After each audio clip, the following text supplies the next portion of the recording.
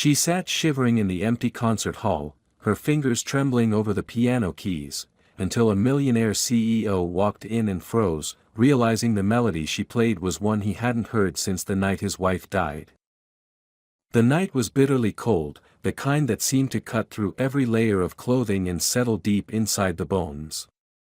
Emma's small frame shivered as she stood by the massive glass doors of the concert hall, her breath forming tiny clouds that disappeared into the dark.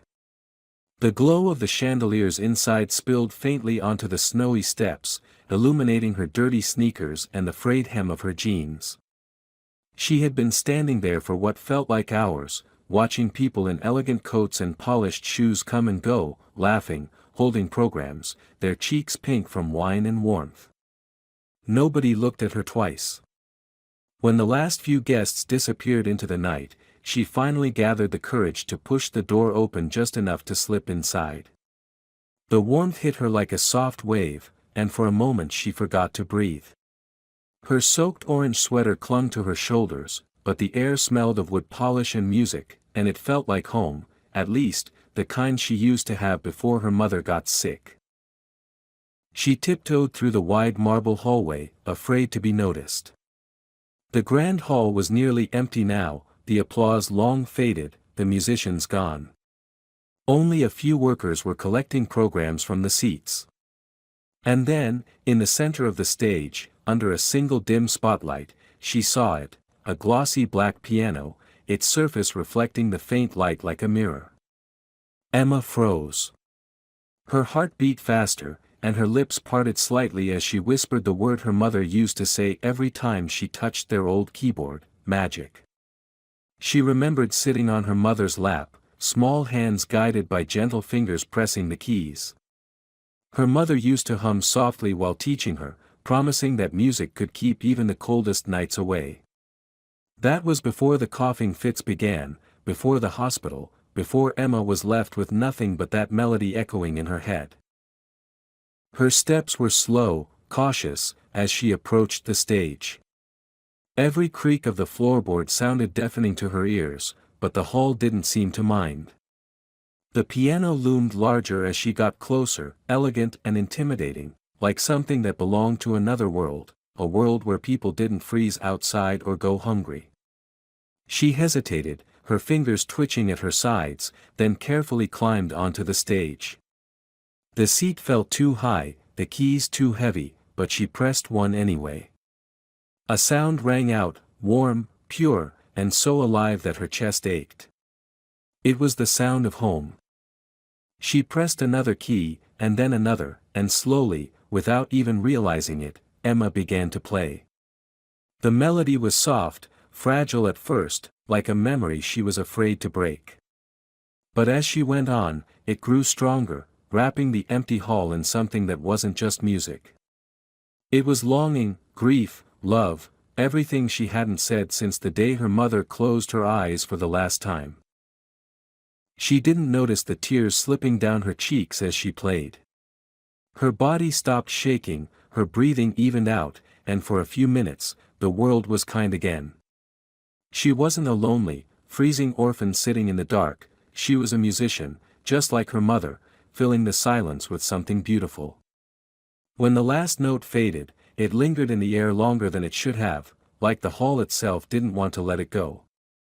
Emma stayed still, her small hands resting on the keys, her head bowed. It was then that a quiet voice echoed from the back of the hall. "That melody," the man said softly, almost to himself. She turned, startled, her wide blue eyes meeting the tall figure standing in the aisle. He was dressed in a dark blue suit, his face half lit by the dim light, and though he looked calm, there was something broken in his expression, something that mirrored her own pain.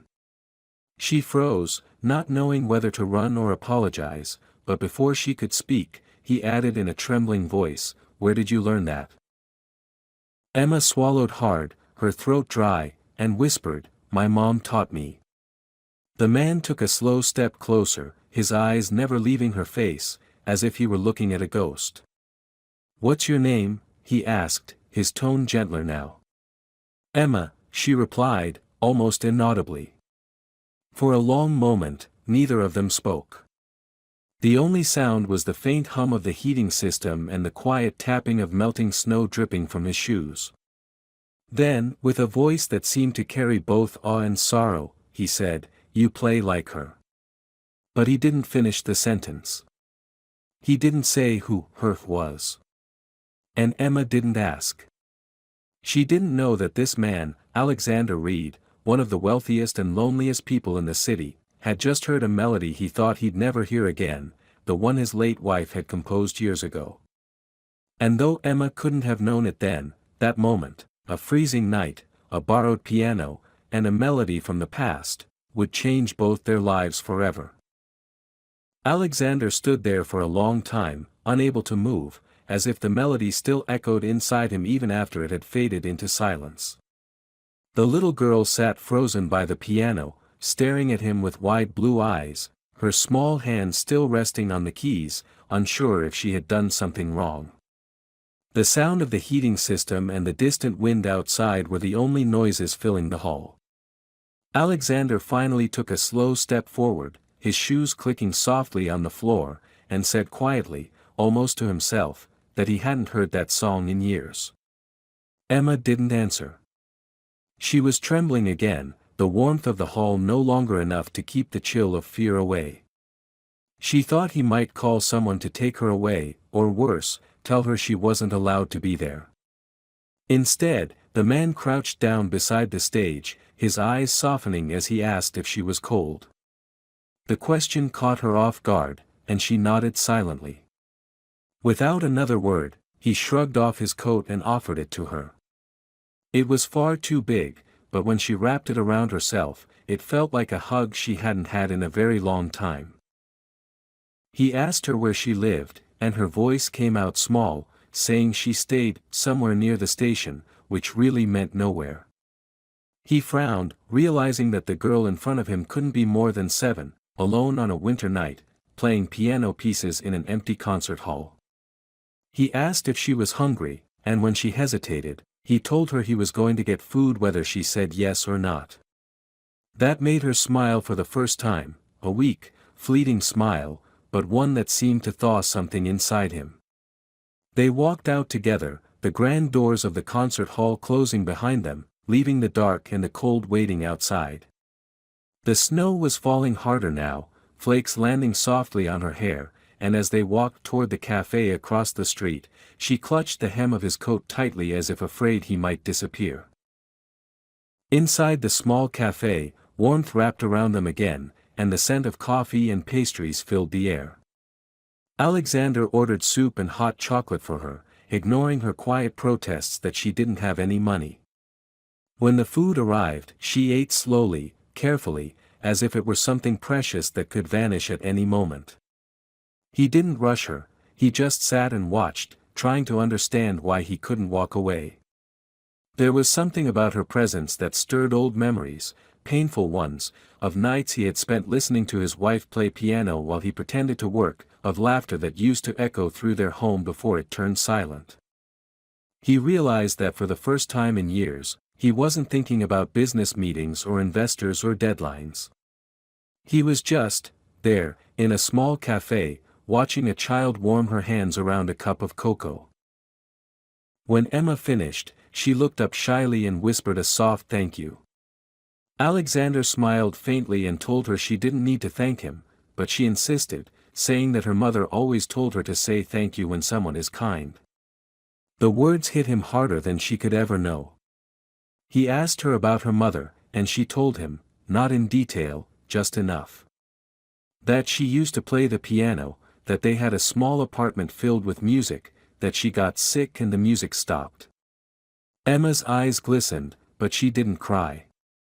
Instead, she said her mother told her to keep playing no matter what, because music was like light, it finds a way, even in the dark. Alexander felt his throat tighten again. He wanted to tell her that he understood, that he had lost someone too, that he also once thought music would never sound the same again. But he didn't. He simply said that her mother must have been a wonderful person, and Emma nodded proudly, saying, she was. They sat like that for a while, in the quiet hum of the cafe, two people who had lost something and accidentally found each other. When it was time to leave, she looked at him nervously and asked if he would get in trouble for helping her. He laughed softly and said he didn't think anyone could get in trouble for being kind. He walked her back toward the orphanage she mentioned near the station. The streets were empty, and the air had that stillness that only happens in winter nights. When they reached the small, crumbling building, she stopped and turned to him, holding his coat around herself. "Can I come play the piano again?" she asked quietly.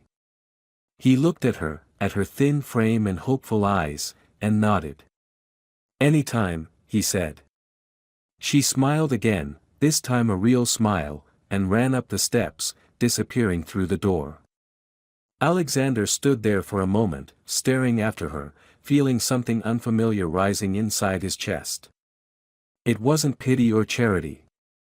It was warmth. The kind that comes not from coffee or coats, but from realizing that maybe, just maybe, life was giving him a second chance to feel something beautiful again. When he finally turned to go, the streetlights glowed softly through the falling snow, and he glanced up at the concert hall across the street. For years, he had associated that place with loss, with a memory he couldn't bear to revisit. But now, he thought of a little girl in an oversized coat, her small hands moving over the keys with love and courage. For the first time since his wife's death, Alexander smiled to himself and whispered, "Thank you," as if she, wherever she was, had somehow sent Emma to him that night. The next morning, Alexander couldn't shake the image of the little girl from his mind. He tried to focus on his work, on the endless stream of meetings and reports waiting on his desk, but every time he looked at a document, her small face appeared in his thoughts, those bright blue eyes full of sadness and a strange, quiet strength. His assistant noticed that he seemed distracted and asked if he was feeling all right, but he brushed it off, saying he hadn't slept well. In truth, it wasn't insomnia that kept him awake, it was the sound of the melody she played. It had echoed in his dreams, the same melody his late wife used to play on quiet nights when their world still felt whole. That connection unsettled him and comforted him at the same time, and by midday, he found himself standing in front of the concert hall again, unsure why he had come. The cold wind cut across the street, and people hurried by, but he just stood there, looking at the grand building as if searching for answers in its silent facade. Inside, the stage crew was setting up for the next performance, and Alexander walked through the aisles, his steps echoing softly on the floor. He stopped near the piano, running his fingers gently along its polished surface, remembering the little girl sitting there the night before. He asked the staff about her, describing her as best he could, but they only shrugged and said that children sometimes sneak in to warm up during the winter. Nobody knew her name or where she came from. That frustrated him more than he expected. He had always been a man who could find anything he wanted, but this small mystery left him restless. He called one of his security managers, a man he trusted, and asked him to discreetly look into the orphanages near the train station. He told himself it was just to make sure the girl was safe, but deep down, he knew it was more than that. Something about her had stirred an ache in his heart he hadn't felt in years, a sense of responsibility he didn't fully understand. Later that evening, as the city lights flickered on and snow began to fall again, Alexander's driver pulled up near the old brick orphanage Emma had mentioned. It was smaller than he imagined, its paint peeling and windows cracked, and even from outside he could feel the bleakness of the place. The gate squeaked when he pushed it open, and the noise drew the attention of the head caretaker, a tired woman in a worn cardigan who greeted him with suspicion until she realized who he was. She invited him inside, her tone changing immediately when she recognized his name, though he noticed the shame in her eyes when he looked around. The building was cold, the children's clothes thin, and the smell of dampness filled the air. He asked her about Emma, and the woman nodded slowly, saying the child was quiet, different from the others, always slipping away to play imaginary pianos or hum tunes to herself. She said Emma's mother had died of illness the year before, and no one ever came to visit her. Alexander's jaw tightened as he listened, the image of that fragile girl playing music in the dark becoming more painful with every word. He asked if he could see her, but the caretaker hesitated, saying Emma was likely already asleep. Still, when he insisted, she agreed to call her. A few minutes later, small footsteps echoed down the hall, and Emma appeared, rubbing her eyes and clutching a threadbare blanket. When she saw him standing there, her face lit up in recognition. "You came back," she said softly, her voice carrying a mixture of surprise and happiness. Alexander smiled and said he had wanted to make sure she was all right. She nodded and told him she was fine, though he could see her lips trembling slightly from the cold. He knelt down so they were at the same level and asked if she had eaten. She shrugged and said they had soup, which probably meant very little. Without thinking, he took off his gloves and placed them gently over her tiny hands, telling her they looked too cold for a musician. She giggled quietly, the sound light and pure, and for a moment, the bleak orphanage didn't seem quite so dark. Before leaving, he promised her that she could come to the concert hall anytime she wanted to play. Her eyes widened, as if she couldn't believe he meant it. "Really?" she asked, almost whispering, and he nodded. "Really? The piano is waiting for you." She smiled shyly, murmured thank you again, and ran back down the hall, her blanket fluttering behind her like a small cape. As Alexander stepped outside, the cold wind met him again, but it didn't feel as sharp. For the first time in a long while, he felt as though something in his life was shifting, as if a door he had closed years ago was beginning to open again. That night, back in his apartment, he walked through the quiet rooms filled with expensive art and silence. The grand piano in his living room stood untouched, covered in a thin layer of dust. He sat down on the bench and lifted the lid, pressing a single key. The note echoed softly, lonely and hollow. He closed his eyes and imagined Emma's small hands playing the same instrument, her music filling the emptiness with something warm and alive. He realized then that he hadn't truly listened to music since his wife's death. The silence he had chosen as protection had turned into a prison. Now, somehow, a little girl's melody had cracked the walls of that prison. He whispered her name to himself, Emma, and the sound lingered in the quiet apartment like a promise. For the first time in years, Alexander didn't pour himself a drink or reach for his phone. Instead, he sat at the piano, closed his eyes, and played. The melody came out uncertain and uneven, but it was enough to make him feel alive again. The following weekend, Alexander found himself waiting at the concert hall earlier than usual. The winter air had a heavy stillness to it, and the sunlight outside barely touched the frozen windows, but the thought of Emma possibly returning that day gave him a strange sense of anticipation. He had arranged for the hall to be open, asked the janitor to stay late, and had even ordered the piano to be tuned, though he didn't quite admit to himself why. Part of him doubted she would come back at all. After all, promises made to children often meant little in the adult world, but another part of him, the one he hadn't listened to in years, hoped she would. He spent the early afternoon sitting in one of the back rows, reading over business proposals he wasn't really seeing, his mind drifting constantly to that small figure in the oversized coat from the week before. When he finally heard the faint sound of the door creak open and soft footsteps echoing down the hall, he looked up, and there she was, Emma, her blonde hair tangled from the wind, her cheeks flushed pink from the cold, clutching a small scarf that looked like it had been knitted long ago by someone who loved her. She stood hesitantly at the entrance, unsure if she was allowed to enter, until he smiled and motioned her closer. Her steps were cautious, her shoes squeaking faintly on the polished floor. She carried a small notebook in her hands, something she had likely found at the orphanage, its pages creased and corners torn. "You came back," he said softly, and she nodded, smiling faintly. "You said I could."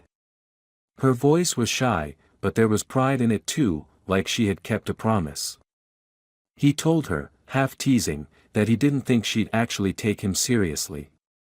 She tilted her head and replied, "When grown-ups lie, I usually know." "You didn't." The honesty of it made him laugh quietly, but there was also a sting behind her words, a reflection of how many times she must have been let down before.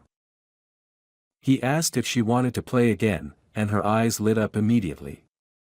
He walked her to the piano, watching as she gently brushed the dust off the lid before sitting down.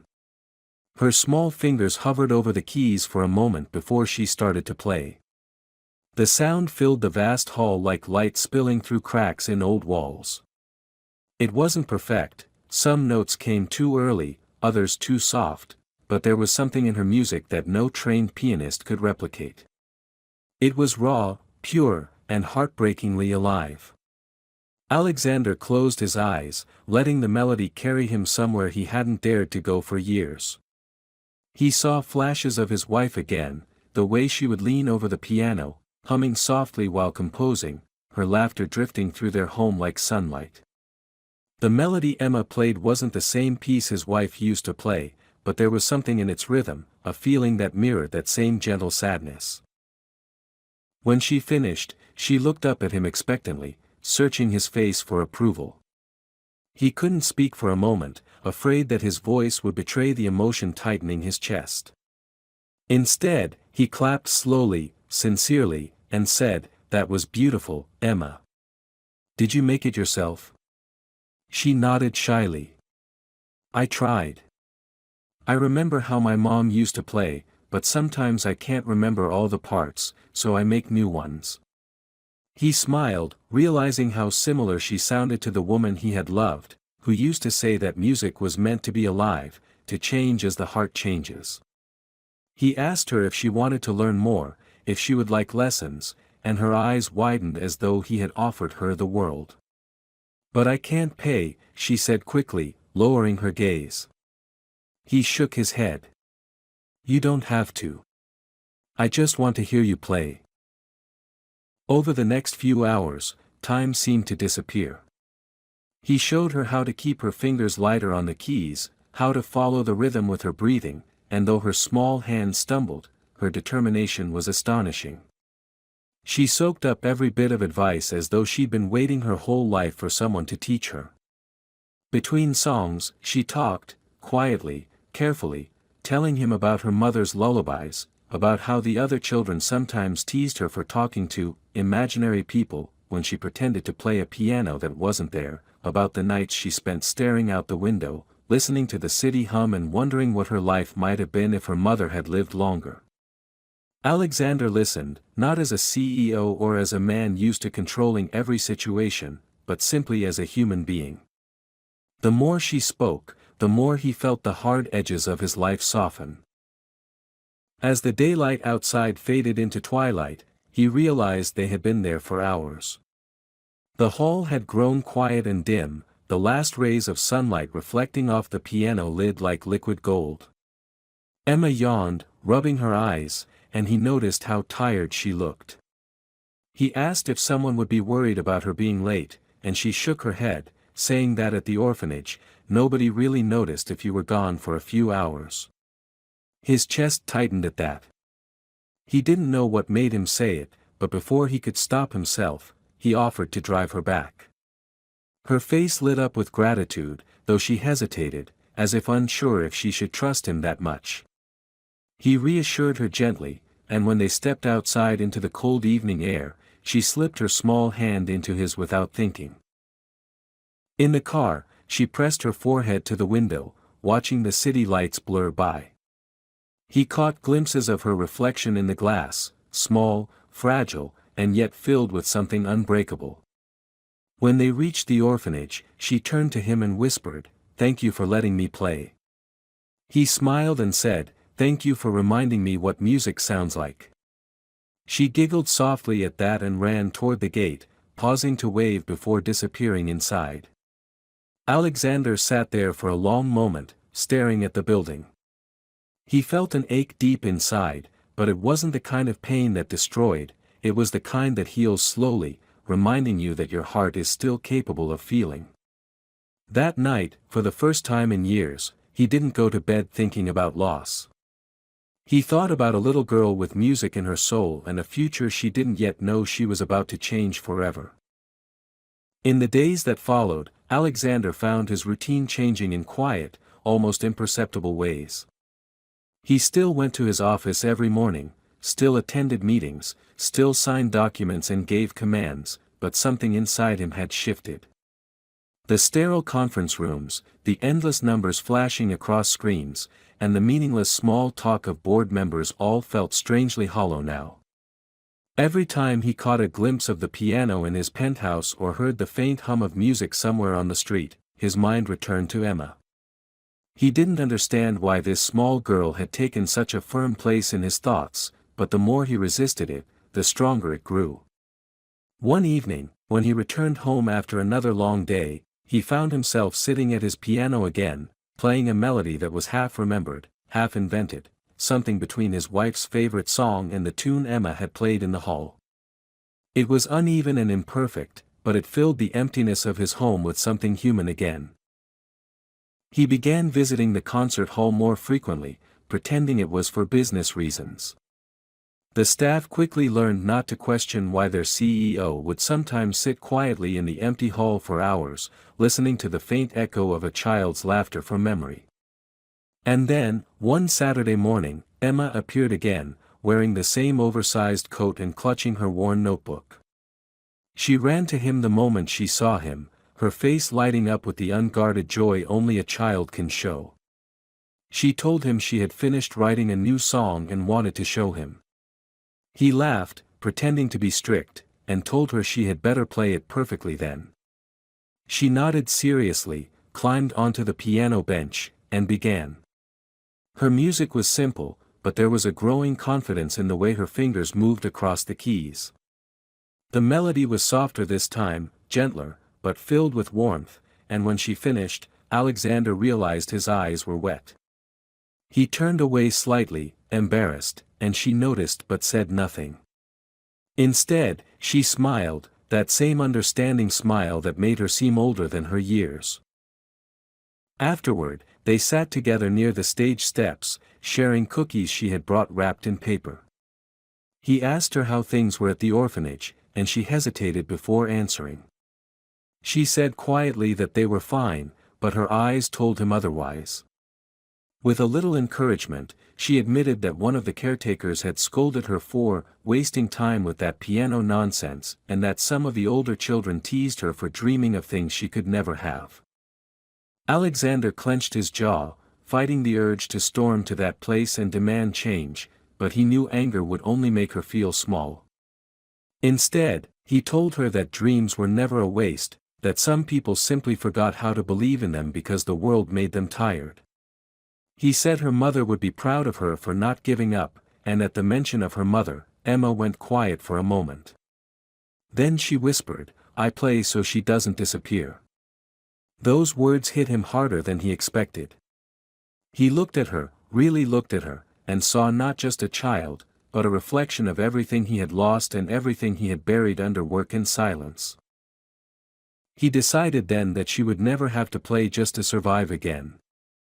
He didn't know exactly how, but he knew he wanted to give her something better. Over the following weeks, he began making arrangements. Quietly, discreetly, he contacted a friend who ran a prestigious music foundation and asked about scholarships for talented young students. The friend laughed at first, saying they didn't usually take applicants so young, but when Alexander insisted and sent a video recording of Emma's playing that he had captured one evening, the tone changed immediately. "She's gifted," his friend said. "She plays with emotion, not training, but that's something you can't teach." Alexander smiled faintly, feeling a swell of pride he hadn't expected. He visited the orphanage again that week, this time unannounced. The children stopped to stare as his car pulled up, and the caretaker came rushing to the door, flustered. He asked for Emma, and when she appeared, confusion flickered across her face before it bloomed into happiness. He knelt down in front of her and said, "How would you like to go to a real music school?" For a moment she just blinked, as if she hadn't understood. Then she shook her head quickly, saying she couldn't, that she wasn't good enough, that she didn't have money, that she had to help around the orphanage. He smiled softly and told her that none of that mattered, that all she had to do was play. He explained that he had spoken to some people, that they wanted to meet her, and that he would take care of everything. Her eyes filled with tears, and she whispered, "Why are you helping me?" He didn't know what to say at first. He could have told her that she reminded him of his wife, or that her music made him feel alive again, or that he wanted to do something good for once without expecting anything in return. But instead, he simply said, "Because someone once helped me when I didn't think I deserved it." She didn't ask more after that. She just nodded and hugged him, her small arms barely reaching around his neck. For a moment, he froze, not used to such simple affection, but then he placed his hand gently on her back, and something inside him cracked open completely. It was as if every wall he had built around himself over the years had been waiting for this single moment to fall. When he left that evening, he promised to come back soon to prepare her for the audition. As the car drove away, he looked out at the gray cityscape, feeling a strange kind of peace. For the first time since his wife's death, he wasn't living out of obligation or routine. He was living with purpose. He didn't know yet that helping Emma would change not just her life, but his own in ways he couldn't imagine. But as he watched the lights of the orphanage fade into the distance, he knew this was only the beginning of something extraordinary. The morning of the audition arrived with heavy clouds and a light drizzle that seemed to blur the edges of the city. Alexander stood by the window of his office, looking down at the rain streaking across the glass, his mind far away from the meetings he was supposed to attend. He had barely slept the night before, his thoughts consumed by worry for Emma.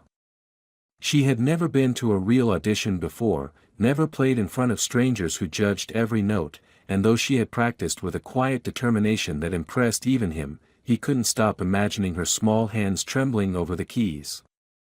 He had arranged everything, the car that would pick her up, the permission from the orphanage, the scholarship committee waiting at the conservatory, but part of him feared it was too much for her. He had seen too many people in his world crushed by expectations, and the idea of that happening to her was unbearable. By noon, he couldn't stand the stillness of his office any longer. He cancelled his meetings, ignored the confused looks of his assistant, and went to the conservatory himself. The drive through the rain was slow, the city smeared in gray and silver reflections, and all the while he kept replaying the last few weeks in his mind, the sound of Emma's laughter echoing in the concert hall, her small voice saying that she played so her mother wouldn't disappear, and the quiet way she always thanked him as if she couldn't believe someone truly cared. When he arrived, the marble lobby was filled with children and their parents, all neatly dressed, holding folders and sheet music, their faces pale with nervous excitement. He felt oddly out of place among them, his tailored suit and commanding presence making him look more like one of the judges than a guest. He scanned the room until he saw her sitting on a bench near the corner. She looked even smaller than usual, her yellow dress neatly pressed, her hair tied with a blue ribbon, and her notebook clutched tightly to her chest. She was alone, her legs swinging nervously above the floor. When she noticed him, her face lit up instantly, and she ran to him, saying his name in that soft, hopeful voice that never failed to undo him. He crouched down so their eyes were level and asked if she was ready. She bit her lip and said quietly, "I think so, but my stomach feels funny." He smiled and told her that meant she cared, and that was a good thing. Then, in a rare impulse, he took off the small silver cufflink on his left sleeve, the one his wife had given him years ago, and pressed it into her hand. "For luck," he said simply. She held it as if it were the most precious thing in the world. When her name was finally called, she hesitated for a moment, looking at him for reassurance. He nodded and mouthed, "You can do this." She took a deep breath, straightened her back, and walked onto the stage. The room fell silent as she climbed onto the piano bench, her feet barely touching the floor. For a moment, her hands hovered uncertainly above the keys, and Alexander felt his own heartbeat quicken, but then she began to play. The first notes were soft and tentative, like whispers, but as the melody unfolded, her confidence grew. The sound that filled the hall was delicate yet full of life, a mix of innocence and depth that silenced even the judges. There was a sincerity in her playing that made people forget they were listening to a child. Alexander stood at the back of the room, his chest tight, as he recognized the tune, a version of the lullaby his wife used to play, the same one Emma had unconsciously echoed that night when he first found her. When she finished, there was a pause so profound it seemed to stretch forever. Then one of the judges, a stern woman with silver hair, leaned forward and asked her where she had learned to play like that. Emma smiled shyly and said, "My mom taught me the first song. And a man who misses someone taught me the rest." There was a murmur of surprise in the room, and Alexander had to turn away for a moment to collect himself. The judges thanked her, told her she had a rare gift, and said they would be in touch soon. As she stepped off the stage, she ran straight into his arms, her small hands gripping his coat. "Did I do okay?" she asked breathlessly. He looked down at her, his eyes stinging, and said, "You did more than okay, Emma. You were extraordinary." They left the conservatory together, the rain having stopped, leaving behind a thin mist that curled around the streetlights. He took her for hot chocolate at a small cafe nearby, where she talked non-stop about the audition, about how she thought one of the judges smiled at her and how she almost forgot the ending but remembered it just in time. He listened, smiling, occasionally nodding, letting her excitement wash over him like sunlight after years of gray. When she grew quiet, he asked her what she would do if she got accepted. She thought for a long moment and said, "I think I'd play for people who feel sad, so they don't forget they can still feel something." He couldn't respond right away, but that simple sentence filled him with a strange, indescribable pride. When they returned to the orphanage that evening, the sky had cleared completely, and the first stars were beginning to appear. Before she went inside, Emma turned to him and asked if he would come to her first concert if she ever got one. He smiled and said he wouldn't miss it for the world. She nodded solemnly, as if sealing a promise, and ran up the steps. Alexander stood there for a long time after she was gone, looking up at the orphanage windows. Something deep inside him told him that this wasn't just about charity or kindness anymore. This was about redemption, about finding meaning again through the light of someone who had every reason to be broken but refused to stop shining. That night, when he returned home, he placed the remaining cufflink beside his bed and realized for the first time that he didn't feel alone anymore.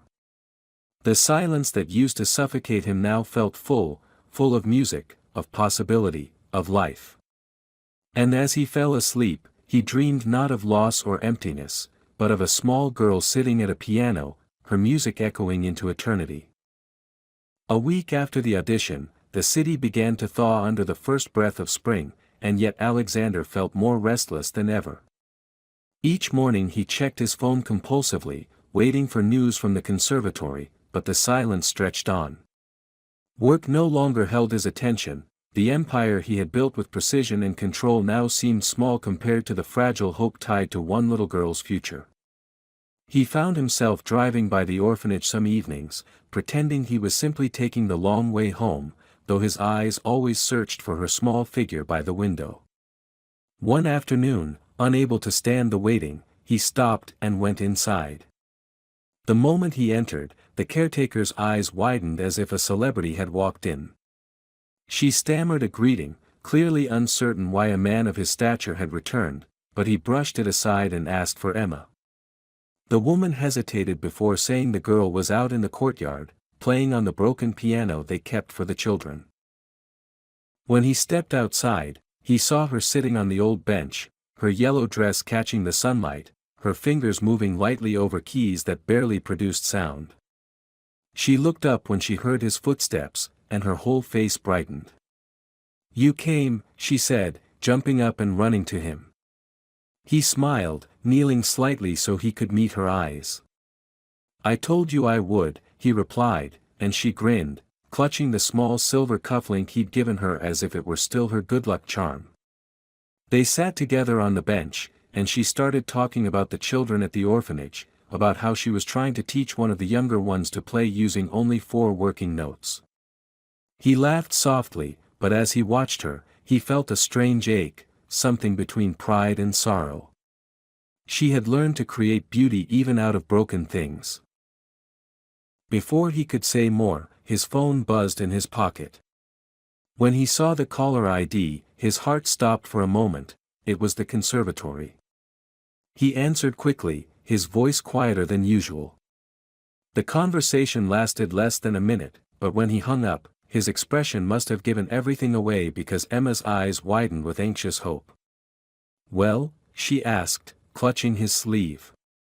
He smiled then, a slow, genuine smile that reached his eyes for the first time in years. "They said yes," he said softly. "You got in." For a second she didn't move, as if her brain refused to process it, and then she let out a small gasp, covering her mouth with both hands. "Really?" she whispered. He nodded, and before he could say another word, she threw her arms around his neck, crying and laughing at the same time. "I'm going to a real music school," she kept repeating, as though saying it aloud might make it more real.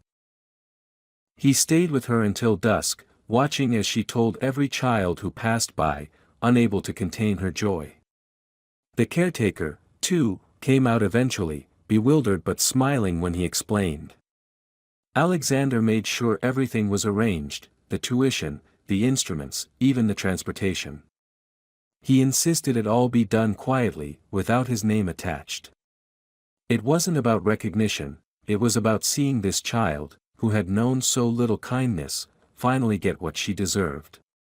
But as he prepared to leave, Emma tugged at his sleeve again and said, "You'll come see me, right? When I play there?" Her tone was light, but there was a flicker of fear beneath it, the fear of being left behind again. He looked down at her and said, "Of course. You're not getting rid of me that easily." She giggled, but the way her hand lingered in his said she wasn't sure she believed him yet. Over the following weeks, they spent as much time together as they could before her classes began. He took her to buy her first new piano shoes, small and shiny black ones that made her feel like a professional, and then to a bookstore where she picked out a second-hand music theory guide with pages already scribbled full of notes. He even found himself doing things he hadn't done in years, baking cookies one weekend because she'd mentioned craving homemade ones, sitting on the floor of his study while she practiced, pretending to be an audience member while she played. His home, once silent and cold, began to feel alive again. His staff, once used to hushed tones and rigid schedules, found themselves smiling when they heard her laughter echoing down the marble halls. But not everything came easily. As her first week at the conservatory approached, Emma's excitement began to waver. One evening, after finishing her lesson, she sat quietly at the piano, staring at the keys. When he asked what was wrong, she murmured, "What if I'm not good enough?" He wanted to dismiss it, to reassure her instantly, but he saw the genuine fear in her eyes, the kind of fear that comes from years of being told you're less than others. He sat beside her and said, "Being good enough isn't about never making mistakes. It's about not giving up when you do." She looked at him for a long moment before asking softly, "Did you ever want to give up?" He hesitated, then nodded. "After my wife died, I didn't think I could keep living the same way. Everything felt empty. But one day I realized that the only way to honor her was to keep living anyway." She leaned her head against his shoulder then, saying nothing, but her small hand reached for his. When the morning of her first day came, she was quiet but determined. He drove her to the conservatory himself, standing beside her as she walked up the steps. For the first time in years, he felt something close to pride, not in his achievements, not in his wealth, but in her courage. As she disappeared through the glass doors, sunlight caught the silver cufflink dangling from her neck where she had turned it into a makeshift pendant. He smiled faintly, realizing that a part of his past had become a symbol for her future. That evening, when he returned home, the echo of her last words lingered in his mind. "You'll still listen to me play, right?" He poured himself a glass of water, stood by the window, and whispered to no one in particular, "Always." In that moment, he understood something simple but profound. He had spent his life building towers of success, believing strength meant control, but the greatest thing he had ever done required neither power nor money, it required care. And for the first time, the silence in his penthouse didn't feel like loneliness. It felt like peace. The years passed quietly, like pages turning in a well-worn book, and though time changed many things, it could not erase the bond that had formed between Alexander and Emma. She grew, not just in height but in confidence, her music becoming richer, more complex, and filled with a depth that astonished everyone who heard her play. The conservatory soon became her second home, a place where she was no longer just a small orphan girl with an old notebook, but a prodigy whose name began to spread through whispers in hallways and applause in concert halls. For Alexander, each of her performances was a silent victory, not just for her, but for the boy he once was, the one who had forgotten how to feel after loss. Every time she took the stage, it was as if she was teaching him again what it meant to live, to heal, and to believe. On the 5th anniversary of the day they met, Emma was invited to perform at a charity gala organized by Alexander's company, though she didn't know he was behind the event. It was his quiet gift to her, a way to bring her music to the world while giving her a chance to stand in the very hall where he had first found her years ago, shivering at the piano in the dark. That evening, the city glowed with golden light, and the concert hall was filled with dignitaries, artists, and business leaders, all unaware that the young woman about to walk on stage had once been a forgotten child in the rain. Alexander stood near the back, hidden from view, his heart pounding harder than it had in years. When the lights dimmed and she appeared, wearing a simple pale blue dress that matched her eyes, the entire room fell into reverent silence. She sat at the piano, closed her eyes for a moment, and began to play. The music that flowed from her hands was unlike anything she had played before. It carried traces of her past, the pain, the hunger, the loneliness, but also the warmth, the love, and the hope that had bloomed in the years since. The melody rose and fell like a story unfolding without words, and as Alexander listened, he realized she had woven pieces of his wife's lullaby into the composition, blending it seamlessly with her own theme. It was her way of thanking him without saying it, a wordless conversation between two souls who had saved each other in different ways.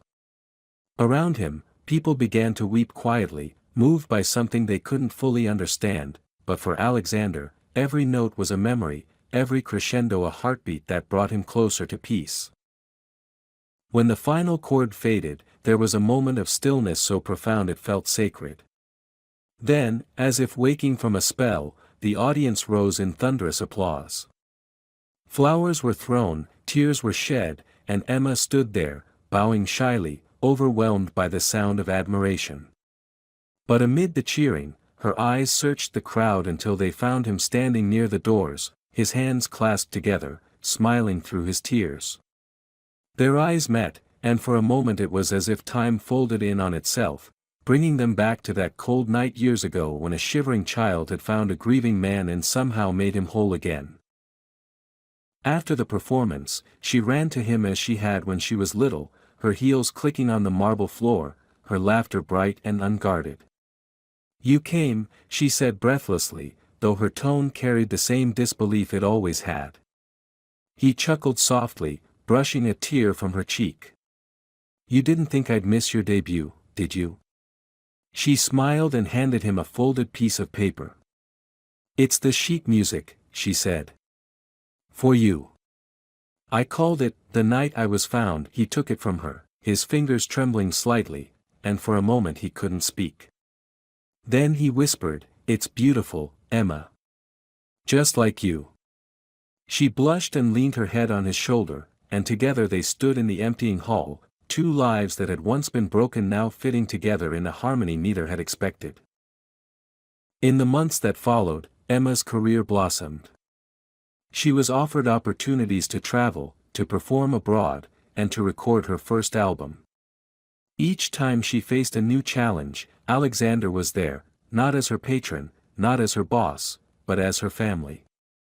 And though their worlds were different, his full of boardrooms and skyscrapers, hers filled with stages and melodies, they found a way to remain connected, their lives intertwined by gratitude and love that went beyond words. He attended her concerts quietly, never sitting in the front row, always watching from the shadows, content to see her shine. One winter evening, she visited him at his office, now gray-haired but still elegant, and found him sitting by the window, staring out at the skyline.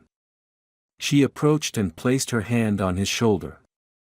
"You never told me what she was like," she said softly, referring to his late wife. He turned and looked at her, his eyes gentle. "She was a lot like you," he said after a moment. "Kind, stubborn, and full of music." She smiled, and they sat together in silence, the city lights twinkling around them. "You know," she said after a while, "I think she sent me to you." He didn't answer, but he reached for her hand, holding it tightly.